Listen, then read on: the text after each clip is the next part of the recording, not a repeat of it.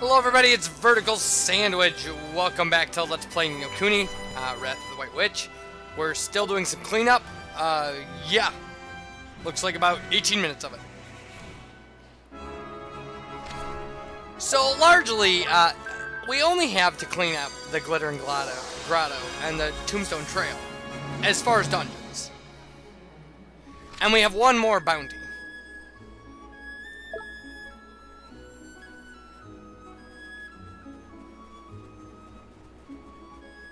And we catch one familiar.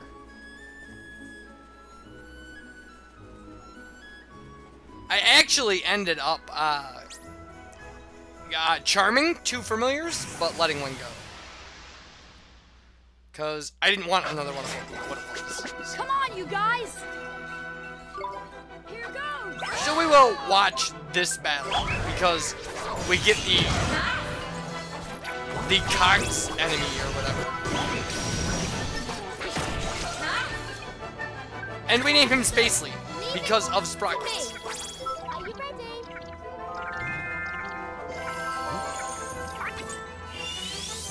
Because my plan to name things after Invader Zim characters has kind of fallen apart. Because I just can't think of there are familiars that remind me of Invader Zim characters, except for the little robot that reminds me of Gur.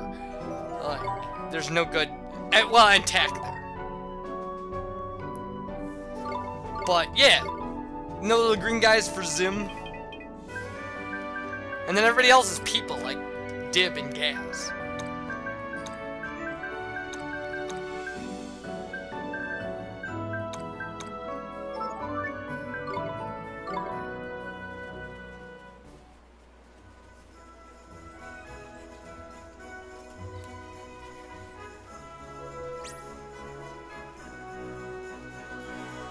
I did hit a lot of forage points as well. Like, when given the option, I would just pick up things from forage points just to pick them up.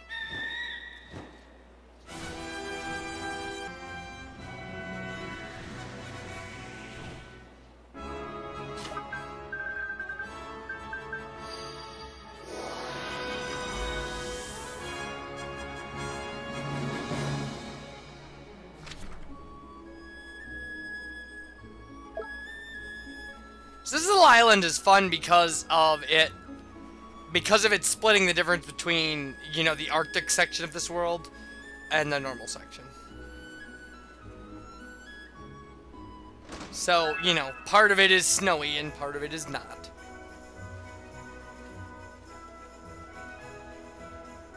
It's like a satellite image of North America. Gotta know, I've seen that. If you ever see a winter satellite image of North America, that part that's white, that's where I live.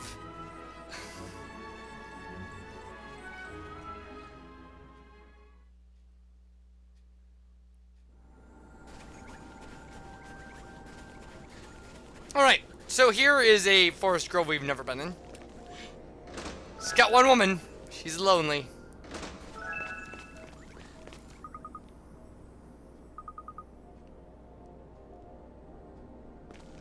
Alone is lonely, she says. Personally, I don't find it so, but that's me. I've just never been the kind of person who really enjoys the company of other people.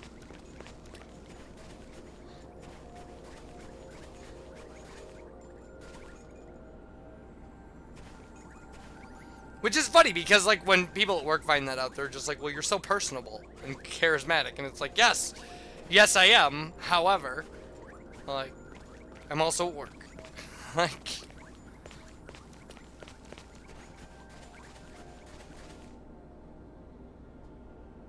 And it's not like I turn into some, you know, bitter crank or something when I'm by myself. I don't. I actually...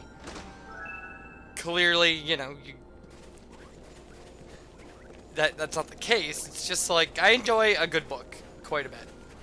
I don't require another person being around for that. Like, I just have always liked to do what I want to do. Don't get me wrong, I've had friends. I have friends. I enjoy spending time with my friends, but...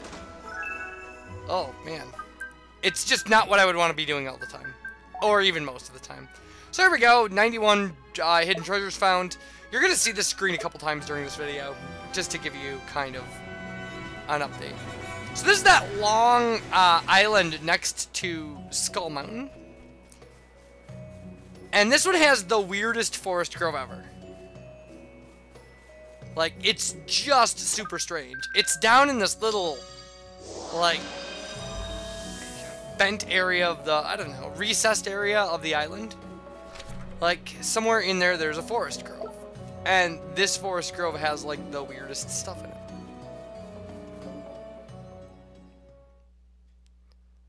Like, you'll have to read the dialogue. But it's got, like, this music.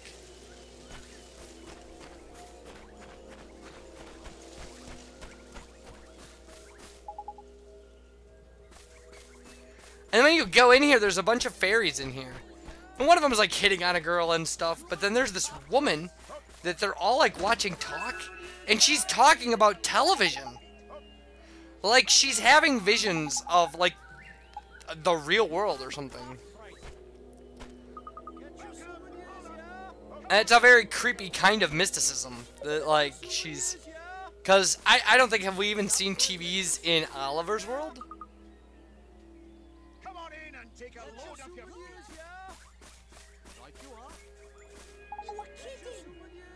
So, I mean, is she viewing our world? Or is she viewing a future version of Oliver's world? Or is she viewing the current version of Oliver's world and we just have never seen television? Because that's not as weird. If Oliver's familiar with television, then no big deal, right? She's just seeing the other world. And, like, we've been there. It's not that mystical that she's doing that. But if there's no television in Oliver's world, then this is weird, right? Like, it's super weird. She's either seeing the future, or she's seeing the world of the player. Which, either way.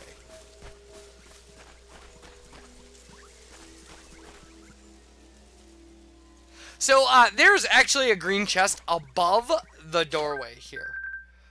And, this is maybe, like, the one that would be the least likely for you to find on your own, I think. As far as green chests go.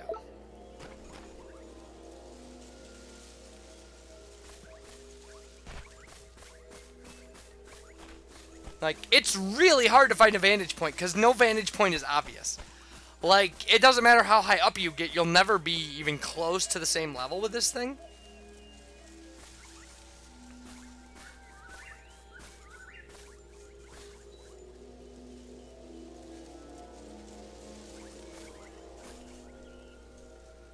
So there it is.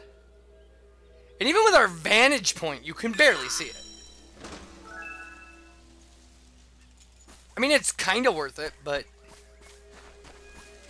that it really is a lot of hassle. So the majority of the rest of this video is going to be Glittering Grotto in the area around there. And Glittering Grotto took me something like an hour to clear out. And you're going to see all of 5 minutes of that hour. But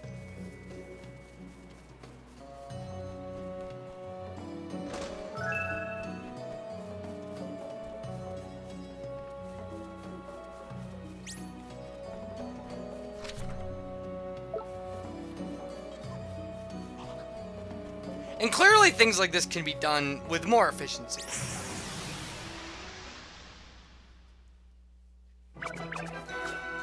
I do not remember why I got in this fight. Oh, yes, I do remember. I actually wanted to fight the enemies because they weren't recorded in my creeper feed. Like, I've never fought these enemies. And I ended up catching the plant.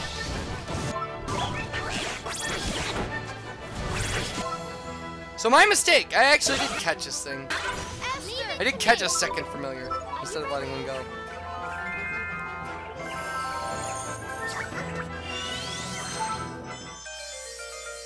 That's right, because I named it Audrey too. What can I say? It's a gift.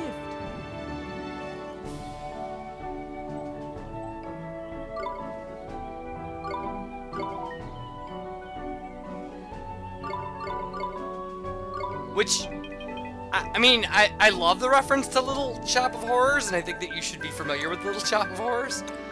At least I think you should be familiar with the I think you should be familiar with, like, the movie version of the Broadway musical of Little Shop of Horrors.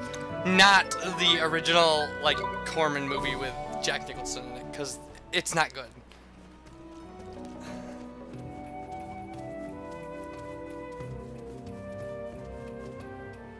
But yes, the Rick Moranis version, yeah, with Steve Martin is fantastic.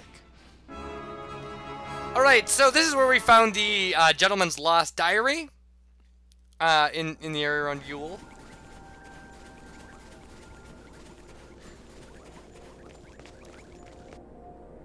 And this is not a spring-lock chest, so I don't know why we didn't open it earlier. I guess we just decided that we didn't need to. And that was it. We actually could have cleared this out when we came to find the diary, I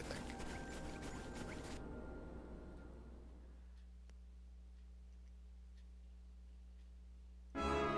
Alright, our last bounty is on the frozen lake here.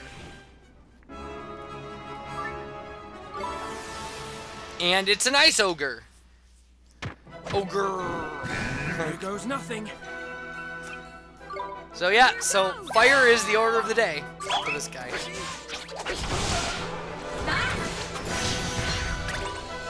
Yeah, there's some real. It's really crazy how much was left of the glittering grotto, as opposed to the Tombstone Trail, where the Tombstone Trail only had the purple chest. Like, whereas the glittering grotto had something like 4 chests left in it or something. I mean, it had a green chest and a purple chest. Like, maybe 5 chests, I don't even know. But it does have a grand total of something like 9 chests. Just for the red ones.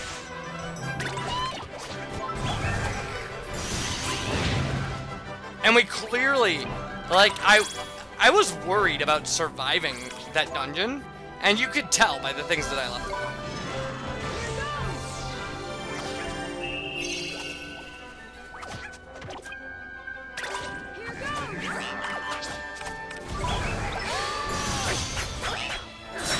You know I'm in desperate straits when I use Cut Loose. Although later there's one of the issues will be if later there's an area where we'll be fighting a decent amount, and a version of the mites is a natural enemy encounter there, which you get quite often, and Cut Loose will interrupt anything you're doing, and it's so obnoxious because you're trying to do very specific things, and then these things use Cut Loose, and then you have to reselect your commands. And such a pain.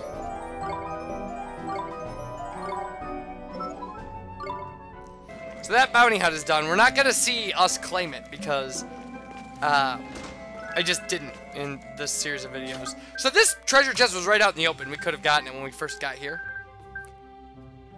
And you can see we're 97%. Maybe the double question marks is why I thought 11, but I'm just not sure. So you're gonna have to kind of watch our map to see where these things are. Although these two you can see on chart chests. Like if you use chart chests, you'll see these chests. And there are some other chests that you can't miss. Like here is our purple chest, which again you will also see with chart chests.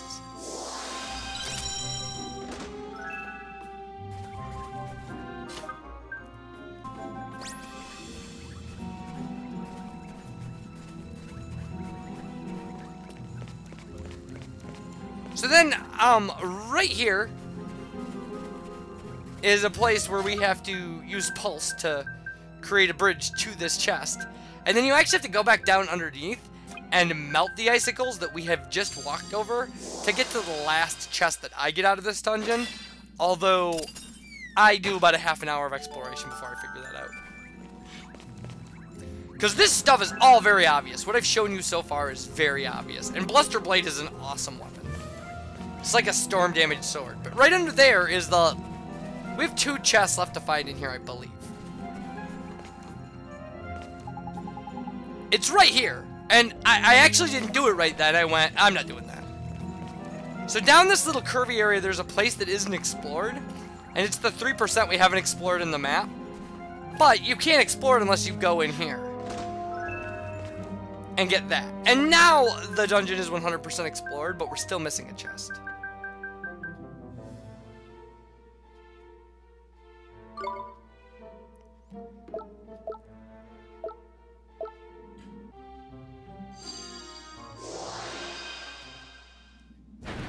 So here we go.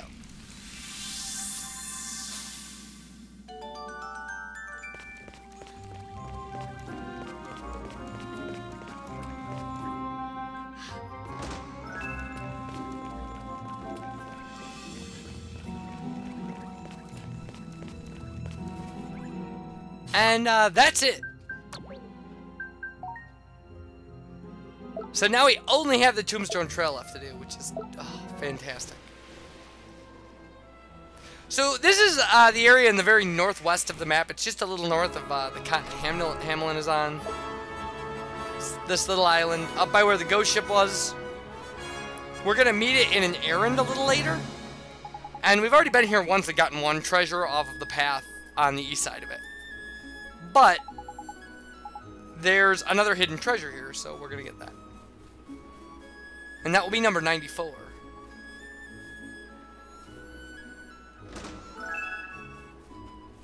Skullfang Ring.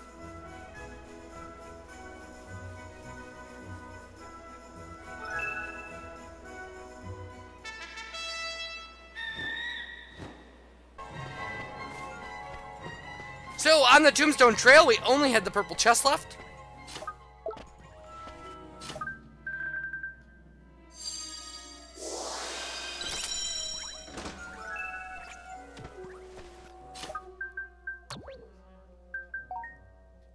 And there we go.